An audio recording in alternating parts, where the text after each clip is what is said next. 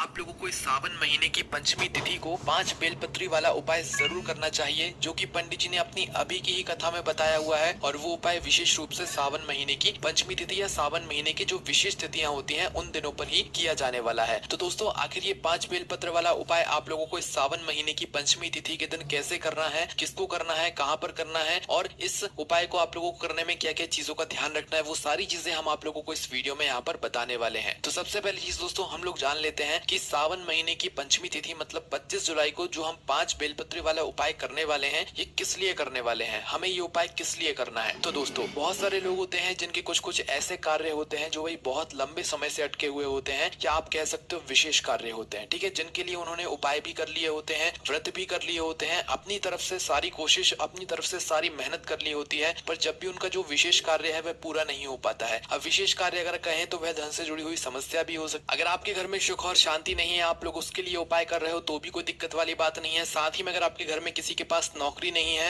या कोई और काम है, विशेष कार्य है, भाई उसके लिए आप लोग अपना ये जो 5 बेलपत्र वाला उपाय है ये सावन महीने की पंचमी तिथि के दिन कर सकते हैं। दोस्तों, सावन महीने की पंचमी तिथि का एक अलग विशेष महत्व होता है। इस दिन किया गया किसी भी उपाय का फल आपको बहुत ही जल्दी और बहुत बड़ा होकर मिलता है। इसलिए इस 5 बेलपत्र वाले उपाय को आप लोग बिल्कुल जरूर याद से कर लेना, क्योंकि ये 5 बेलपत्र वाला उपाय बिल्कुल नया उपाय है। और ये बात आप सभी लोग जानते हो कि सावन के महीने में छोटे से छोटे उपाय का जो हमें फल है वो बहुत ही जल्दी और बहुत बड़ा होकर मिलता है। साथ ही में दोस्तों, जो नया उपाय पंडित जी बताते हैं उन्हें जो लोग पहले करते हैं भाई उन्हें उस उपाय का फल जो है बहुत बड़ा होकर मिलता है, ठीक है। तो आइए दोस्तों, समझते हैं कि इस 5 बेलपत्र वाले उपाय को आखिर आपको सावन महीने की पंचमी तिथि के दिन कैसे करना है। तो सबसे पहले हम लोग ये जान लेते हैं कि सावन महीने की पंचमी तिथि के दिन ये उपाय करना किसको है। तो देखो, सबसे पहली चीज जो है, ये वाला जो उपाय है ये घर के जो बड़े मुख्य सदस्य होते हैं उनको करना है, ठीक है। अब किसको करना है, हम हमेशा कहते हैं जो भी विशेष उपाय होते हैं जो कि घर के किसी विशेष कार्य के लिए होते हैं, तो वो हमेशा घर की जो बड़ी माताएं बहनें होती हैं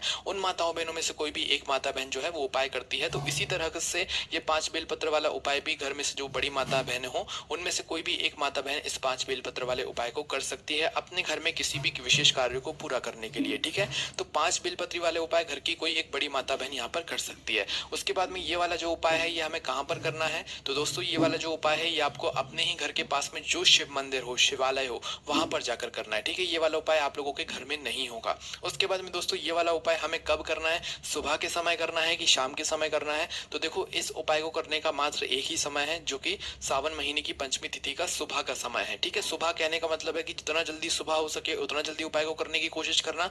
बाकी अगर थोड़ा बहुत लेट भी हो जाओ, 7 बज जाए, 8 बज जाए, 9 बज जाए, 10, 11, 12 बजे तक भी अगर उपाय कर लेते हो तो भी कोई दिक्कत वाली बात नहीं है। पर कोशिश आपकी हमेशा ये होनी चाहिए सावन के महीने में, जो भी हम सावन महीने की पंचमी तिथि को उपाय कर रहे हैं वो सुबह जल्दी से जल्दी कर लें, क्योंकि सुबह का जो महत्व होता है पंचमी तिथि का वो अलग ही होता है, ठीक है। तो ये सारी बात आप लोग समझ गए होंगे। अब हम जानते हैं कि इस 5 बेलपत्र वाले उपाय में हमें क्या क्या सामग्री लगने वाली है और उपाय हमें करना कैसे है। तो देखो, सबसे पहली चीज जो है, उपाय के नाम में ही आप लोगों को एक चीज तो समझ आ रही होगी, 5 बेलपत्री वाला उपाय है, तो इसमें हमें 5 बेलपत्र की यहाँ पर आवश्यकता पड़ने वाली है, ठीक है। अब दोस्तों, यह जो 5 बेलपत्र है ये आपको अपने परिश्रम से लानी होगी। मतलब कि जब सावन महीने की पंचमी तिथि पड़े 25 जुलाई को, तो भाई उसी दिन आप लोगों को सुबह सुबह या तो अपनी बेलपत्र को खरीद लेना है या तो वृक्ष से तोड़कर लाना है, ठीक है। एक दिन पहले भी लाकर रख सकते हो, उसमें कोई भी दिक्कत वाली बात नहीं है, है ना।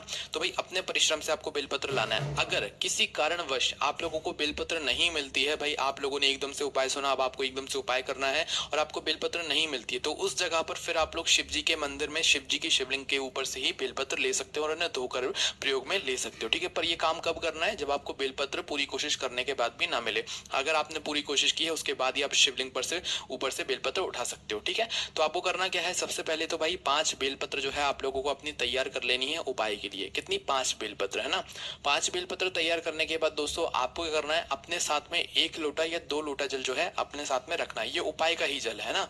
अब 1 लोटा या 2 लोटा कहने का मतलब क्या है, देखो सावन का महीना है, सावन के महीने में आप वैसे भी जानते हो कि भगवान शिव जी पर भार ज्यादा होता है, तो इसलिए सावन के महीने में प्रतिदिन 2 लोटे जल का यहाँ पर पंडित जी ने बताया हुआ है। तो आप इस उपाय के साथ में भी 2 लोटा जल लेकर जा सकते हो, कोई भी दिक्कत वाली बात नहीं है। 2 लोटा कहने का मतलब है कोई भी 2 पात्रों में आप लोग अपना जल लेकर जा सकते हो, ठीक है। तो 5 बेलपत्र और 2 पात्रों का जल या 2 लोटा जल या 1 लोटा जल आप लोगों को इस उपाय में लेकर जाना है। इससे ज्यादा और कोई भी सामग्री हमें इसमें नहीं लगने वाली है। हाँ, अगर आपका मन है एक घी का दीपक लेकर जाने का, उससे अगर आप आरती करना चाहें अलग से तो वो आप लेकर जा सकते हैं, उसमें कोई भी दिक्कत वाली बात नहीं है। तो ये सारी चीजें तैयारी करके आप लोगों को शुद्धता का ध्यान रखते हुए, अच्छे और नए वस्त्र पहनते हुए, धुले हुए वस्त्र पहनते हुए, शुद्धता का ध्यान रखते हुए अपने ही घर के पास में जो शिव मंदिर है वहां पर इस पूजन सामग्री को या उपाय की सामग्री को लेकर पहुंच जाना है। कब पहुंचना है? सावन महीने की पंचमी तिथि को, मतलब 25 जुलाई को। तो दोस्तों जैसे ही आप लोग शिव मंदिर में पहुंचते हो या शिवालय में पहुंचते हो तो भाई वहां पर पहुंचने के बाद सीधे आप लोगों को मंदिर के अंदर सीधा प्रवेश नहीं करना चाहिए। पहले भगवान शिव जी की चौखट के दर्शन करके वहां के पैर पड़ना चाहिए, क्योंकि वहां पर भी जो है उनके गण रहते हैं, है ना। तो वहां पर भी आप लोगों को भगवान के दर्शन करते हुए उनके पैर पड़ने, उनकी चौखट के पैर पड़ने, या तो अपना माथा वहां पर टेकना या अपने सीधे हाथ हथेली से वहां के पैर पड़ लेने। उसके बाद फिर मंदिर के अंदर प्रवेश करना है। और प्रवेश करने के बाद दोस्तों इस उपाय की अगर हम लोग बात करें तो यहाँ पर आप लोगों को सीधा जाकर जल नहीं चढ़ाना है ना। बाद में अगर आप चाहो तो अपने लिए अलग से जल चढ़ा सकते हो, वहीं जो हैंडपंप लगा हो या मंदिर में जो भी जल हो भाई वो जल लेकर आप लोग अलग से जल चढ़ा सकते हो। पर उपाय में का जो जल है वो आप लोगों को अभी नहीं चढ़ाना है, इस बात का ध्यान रखना है ना। तो अपनी 5 बेलपत्र लेकर और अपना जो 2 लोटा जल या जो भी 2 पात्रों का जल है वो लेकर आप लोग सीधा शिवलिंग के पास में आ जाओ, है ना। शिवलिंग के पास में आने के बाद सबसे पहले आपको उपाय करना है, उसके बाद में जल चढ़ाना है। और जल भी यहाँ पर उपाय में ही है, उपाय में ही आप लोगों को यहाँ पर जल भी चढ़ाना है, इस बात का भी ध्यान रखना है ना। तो करना क्या है, सबसे पहली चीज दोस्तों आप लोगों की ये 5 बेलपत्र मतलब एक स्थान पर चढ़ानी, जो कि हम आप लोगों को बता रहे हैं आपको वैसे ही चढ़ानी है। 5 बेलपत्र आपके पास है, अपनी 5 बेलपत्र को बाहर निकाल लो और वहां पर थोड़ा बैठ जाओ। देखो मतलब सावन के महीने में वैसे भी भगवान शिव जी के मंदिर में बहुत भीड़ होती है, तो हो सके तो इस उपाय को करने के लिए आप ऐसे समय पर जाना जब भगवान शिव जी के मंदिर में ज्यादा भीड़ ना हो, है ना। जैसे कि सुबह के समय जितना जल्दी सुबह जाओगे उतना ज्यादा कम आपको भीड़ मिलेगी, या तो फिर लेट जाओगे तो आपको कम भीड़ मिलेगी, है ना। वैसे तो लेट तो आजकल ज्यादा भीड़ मिलती है, पर जल्दी जाओगे तो आपको कम भीड़ मिलेगी, क्योंकि इस उपाय को आपको थोड़ा आराम से बैठकर करना होगा, जल्दबाजी में नहीं करना होगा, है ना। तो करना क्या है, सबसे पहले अपनी 5 बेलपत्र अपने सामने निकाल कर रख लेना, है ना। देखो जो 5 बेलपत्र है ना वो आप लोगों को अच्छी वाली लेना है, कटी पिटी या दाग वाली ना हो, है ना। अगर किसी कारणवश आपको बेलपत्र नहीं मिल पाई है तो उस जगह पर फिर आप अपनी जो बेलपत्र है वह शिवलिंग के ऊपर से ही ले लें, और शिवलिंग के ऊपर से लेने के बाद उन 5 बेलपत्रों को पहले धो लें, है ना। धोने के बाद ही अपने उपाय में प्रयोग करना, इस बात का विशेष रूप से आप लोग ख्याल रखना, है ना। अब करना क्या है दोस्तों, आपके पास आपकी 5 बेलपत्र हैं, आप घर से लेकर आए हुए हो चाहे शिवलिंग से उठाए हुए आपने अपने सामने रख लिया, वहीं पर शिवलिंग के पास में बैठ जाओ। अब बैठने के बाद शिवलिंग के साइड में बैठना है, ठीक है, सामने नहीं बैठना है, शिवलिंग के साइड में बैठना है। अब बैठने के बाद दोस्तों सबसे पहले आप एक स्थान समझ लो शिवलिंग की जलाधारी, है ना। शिवलिंग की जलाधारी के ऊपर एक माता अशोक सुंदरी जी का स्थान होता है कि नहीं होता है, होता है ना। तो जलाधारी के बिल्कुल बीचों बीच में माता अशोक सुंदरी जी का स्थान होता है। ये तो ये 5 बेलपत्र लाइन से वहां पर आपको समर्पित करनी है, पर अभी ऐसे समर्पित नहीं करनी जैसा आप सोच रहे हो, वो एक विधि से समर्पित करनी है। सबसे पहली चीज, जब आप शिवलिंग पर जल चढ़ाते हो तो जल बहता हुआ जाता है और जलाधारी से नीचे गिर जाता है। तो ये जो बेलपत्र आपको चढ़ाना शुरू करनी है ये जलाधारी के आखिरी भाग से चढ़ाना शुरू करनी है, मतलब कि जो जलाधारी होती है, जलाधारी से जहां से जल नीचे गिरता है उस जगह से आप लोगों को ये बेलपत्र चढ़ाना शुरू करनी है, और लाइन से जो है मतलब शिवलिंग की तरफ चढ़ाते जाना है। अब कैसे चढ़ाओगे सबसे पहले हम लोग समझ लेते हैं। तो देखो पहली जो बेलपत्र है उसे सबसे पहले आप लोग उठा लो, है ना। जितने भी हम बेलपत्र लाइन से चढ़ाएंगे उस बेलपत्र की डंडी का मुख जो है जलाधारी की तरफ ही होगा, उसके बाद में बीच वाली बड़ी पत्ती का मुख शिवलिंग की तरफ होगा। इस बात का आप लोग ध्यान रख लेना, है ना। 5 बेलपत्र ऐसे ही समर्पित होंगी, बस थोड़ा लाइन से समर्पित होंगी। तो सबसे पहली बेलपत्र उठाना, और पहली बेलपत्र उठाने के बाद आप लोग जलाधारी का बिल्कुल जो आखिरी वाला भाग रहेगा भाई उस भाग से बिल्कुल मतलब अटैच करके ही जो है बिल्कुल जलाधारी के बीचों बीच में आप लोगों को अपनी पहली बेलपत्र को समर्पित कर देना है ना। पहली बेलपत्र जैसे ही आप लोग जलाधारी के आखिरी भाग में समर्पित करते हो, जलाधारी के बिल्कुल बीचों बीच में माता सुदर्शन जी वाले स्थान पर, अब क्या करना है आप लोगों को, अपनी दूसरी बेलपत्र उठाना है ना। पहली बेलपत्र समर्पित करने के बाद अपनी दूसरी बेलपत्र उठाना है। जब उपाय कर रहे हो या बेलपत्र समर्पित करते जा रहे हो तो श्री शिवाय नमस्तुभ्यम या भगवान शिव जी के किसी भी एक मंत्र का आप जाप जरूर करते जाना, है ना। अब उसके बाद में क्या करना है, जो आपने अपनी पहली बेलपत्र समर्पित की हुई है जिसका डंडे का मुख जलाधारी की तरफ होगा और बीच वाली बड़ी पत्ती का मुख शिवलिंग की तरफ होगा, ठीक है। अब आपकी जो दूसरी बेलपत्र होगी, इस दूसरी बेलपत्र की जो डंडी होगी ये भी जलाधारी की तरफ होगी, पर ये जो दूसरी बेलपत्र की जो डंडी होगी ना ये आपको पहली बेलपत्र की जो बीच वाली बड़ी पत्ती है उसके ऊपर करके रखना है ना। बाकी जो पत्ती का भाग है वो आप लोग आगे की तरफ करके रखना, पर जो दूसरी वाली बेलपत्र की डंडी का भाग है वो आपको डंडी का भाग पहली वाली बेलपत्र की बीच वाली बड़ी पत्ती के ऊपर करके रखना है ना। इस तरीके से दूसरी बेलपत्र आपको समर्पित यहाँ पर कर देना है। इसी तरीके से दोस्तों आपकी जो तीसरी बेलपत्र है उस तीसरी बेलपत्र की जो डंडी है वो डंडी को आप लोगों को दूसरी बेलपत्र की बीच वाली बड़ी पत्ती के ऊपर करके रखना है, बाकी जो पत्ती वाला भाग है वो अपने आप आगे की तरफ हो जाएगा, ठीक है।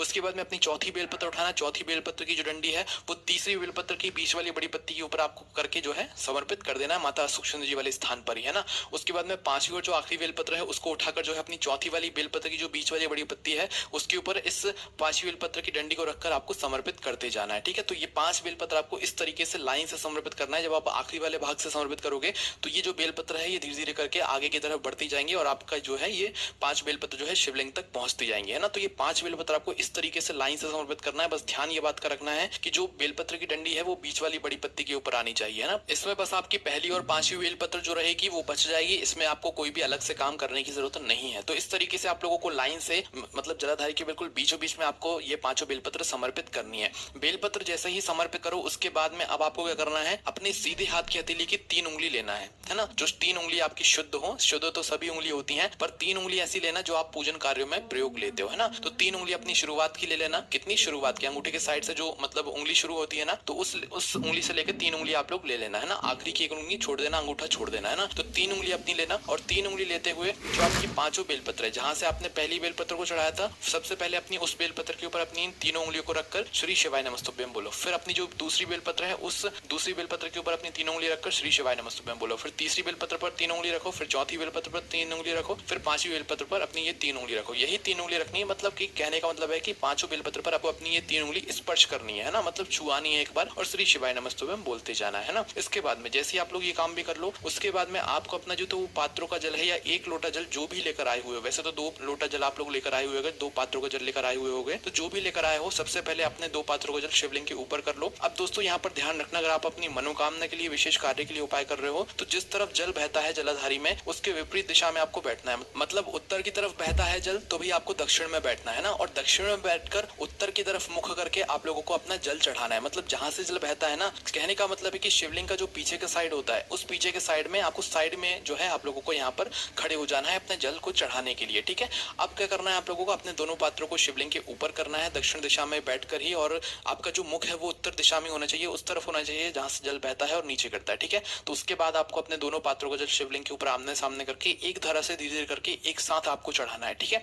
अगर 1 लोटा जल लेकर आए हो तो 1 लोटा जल चढ़ा देना, और 2 लोटा लेकर आए हुए तो दोनों पात्रों का जल एक साथ चढ़ा देना, और श्री शिवाय नमस्तुभ्यम का आप जाप जरूर कर लेना। बस दोस्तों जैसे ये जल चढ़ाते हो उसके बाद में अगर आप दीपक लेकर आए हुए हो तो भाई उस दीपक से भगवान शिव जी की आरती कर सकते हो, और उस दीपक को भी शिवलिंग के पास में मंदिर में रख सकते हो, ठीक है। इसके बाद में आपका ये उपाय पूरा हो जाता है। पर दोस्तों अब आपको क्या करना है, जैसे आपको 2 पात्रों का जल चढ़ जाए, दीपक लग जाए, आपकी पूजन हो जाए, उसके बाद में शिवलिंग के पास में बैठना है और भगवान से अपनी वह मनोकामना बोलना है जिस मनोकामना के लिए, जिस विशेष कार्य के लिए आप लोगों ने अपने ये वाला उपाय किया हुआ है। वैसे तो दोस्तों मनोकामना बोलने की जरूरत नहीं है, पर जब भी आपके मन में कोई ऐसा भाव है कि भाई हमारी ये मनोकामना थोड़ी अलग है तो हमें बोलना जरूरी है, तो आप अपनी वह मनोकामना, जो भी विशेष कार्य जिसके लिए आप लोग अपना ये वाला उपाय कर रहे हो, तो अपना वह काम जरूर बोल देना। मनोकामना बोलने के बाद आप वहां से उठ जाना, भगवान को धूप देकर 2 मिनट श्री शिवाय नमस्तुभ्यम का जाप कर लेना। उसके बाद उठकर भगवान के दर्शन करके आप लोग वहां से आ जाना, और शिवलिंग पर चढ़े हुए कुछ जल का भाग अपने पात्रों के अंदर जरूर लेकर आना, जो कि आप लोग अपने घर से जल चढ़ाने के लिए लेकर गए हुए होगे। भले 1-2 बूंद लेकर आना, पर जरूर लेकर आना, उसका आचमन करना और उसे अपने घर में छिड़कना। इससे भगवान